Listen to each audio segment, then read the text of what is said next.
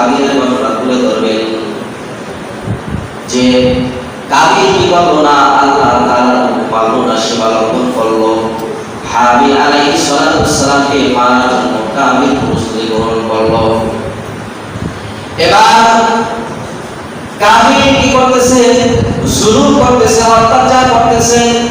আর হাবিলকে বলতেছে তুমি যদি কি করো, তুমি যদি কথা না মানো তাহলে তোমাকে হত্যা করা হবে, দুনিয়াতে শেষ করে দেওয়া হবে। হাবিল আলাইহিস সালাম বলে তুমি আমাকে মারো কাটো যা কিছু করো না কেন, আখাবুল্লাহ আমি আল্লাহ তাআলাকে ভয় করি।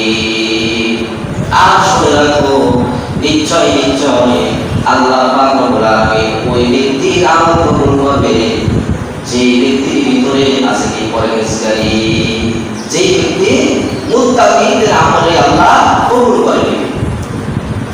যারা মুত্তাকি হবে তাদের আমল কি করবে আল্লাহ কবুল করে নেবে। তাহলে হাবিল আলাইহিস সালাম আল্লাহ তাআলাকে ভয় করেছে, আল্লাহ তাআলাকে বেশি বেশি ভয় করেছে। আল্লাহর ভয় হাবিলের ভিতরে ছিল, কিন্তু কাবিলের ভিতরে না থাকার কারণে কাবিলের সেই আমলটা আল্লাহ তাআলার কাছে গ্রহণযোগ্য হলো না। তাহলে আমাদের সামনে আসতেছে কুরবানির, আমাদের রসুল আসতেছে কুরবানির, আমরা কুরবানি করব।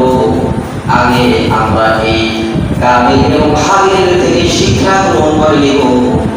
যদি আল্লাহ তাআলার হুকুম সীমা লঙ্ঘন করে আমি লক্ষ কোটি টাকার গরু যদি কুরবানি করি, আমার ভিতরে যদি তাকওয়া আল্লাহর ভয় না থাকে, শিক্ষালো ওই ব্যক্তির কুরবানি আল্লাহ কবুল করবে না। ঠিক না? করবে নি? কথা বলেন, করবে? আল্লাহর ভয় থাকতে হবে না? আল্লাহর ভয় থাকতে হবে। তাহলে হাবিল আলাইহিস সালাম বলতেছে তুমি আমাকে মারো কাটো যা কিছু করো, মারতে পারো, কিন্তু ইন্নী আখাফুল্লাহ আমি আল্লাহ তাআলাকে ভয় করি। আল্লাহর ভয় আমার ভিতরে আছে। এ কাবিল তুমি শোনো, তুমি আমাকে মারো আর আমার গুনাহ তুমি নিয়ে যাও, আমার গুনাহগুলো তুমি নিয়ে যাও।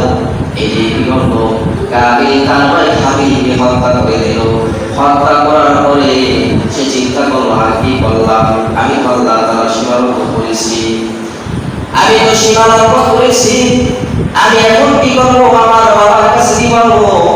আমার বাবা তো আমাকে এখন মারবে, আদম আলাইহিস সালাম তো আমাকে করবে, দেশ থেকে আমাকে বহিষ্কার করে দিয়ে বের করে দিবে। আমি কি করলাম? হাবিলকে মারার পরে সে চিন্তা করে দেব, কিন্তু তার ভিতরে এহসান নাই। এহসান আসেনি তার ভিতরে। যখন এই হাবিলকে মারলো, হাবিলকে মারার পরে তার ভিতরে এহসান ছিল না। যদি এহসান থাকতো তাহলে হাবিলকে মারতে পারতো না। কিন্তু এহসান না থাকার কারণে আর হাবিলকে হত্যা করার কারণে তার ভিতরে থেকে আল্লাহ তাআলা ঈমানের দৌলত দূর করে দিয়েছে। এবার মারার পরে চিন্তা করতেছে যদি এই লাশটাকে আমার বাবা দেখে অন্য কোন মানুষ জানে তাহলে কি অবস্থা হবে। আল্লাহ রাব্বুল আলামিন ইতিমধ্যেই আল্লাহ তাআলা দুইটা কান আল্লাহ তাআলা সেখানে পাঠিয়ে দেয়। কয়টা কান? দুইটা কান পাঠিয়ে দেয়। দুইটা কান পাঠিয়ে দেয়। একটা কান আরেকটা কানকে কি করলো? মেরে ফেললো। একটা কান আরেকটা কানকে মেরে ফেললো। মেরে ফেলার পরে ওই জীবিত কাকটা কি করছে? ওই মৃত্যু কাকটাকে ওই জীবিত কাকটায় মাটি খনন করে মাটির ভিতরে ওই মৃত্যু কাকটাকে ঢুকে দেয়। আর এইটা ওই কাবিল দেখার পরে কি করলো? লাশটাকে হাবিলের লাশ এনে সে কি করলো? মাটি খনন করে ঢুকে দিল। সেই জায়গা থেকে এই সিস্টেম হয়ে গেছে। মানুষের এখন কাপড় দাপনের ব্যবস্থা হয়, সেখান থেকে কাপড় দাপনের এই ব্যবস্থা কবর খনন করে সেখানে মাটি দেওয়া হয়।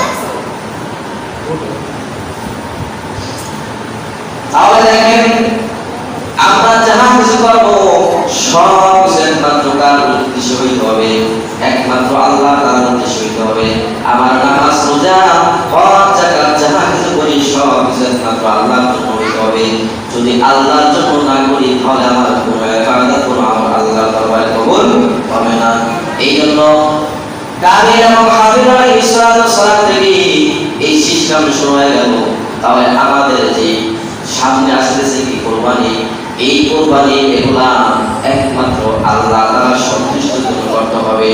আল্লাহ তাআলার সন্তুষ্টি যদি না হয়, মনের ভিতরে যদি এরকম গর্বে নিয়ে থাকে, তাহলে এই কোরবানি কিন্তু আল্লাহর দরবারে কবুল হবে না। এই জন্য আমাদের সর্বপ্রথম আমাদের যে কাজটা করতে হবে, সেই কাজটা হলো আল্লাহ তাআলার ভয় আমার ভিতরে, আপনার ভিতরে আগে আনতে হবে।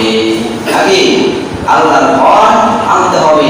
আল্লাহর ভয় যদি থাকে, তাহলে প্রত্যেকটা আমলই আল্লাহ কবুল করে নেবে।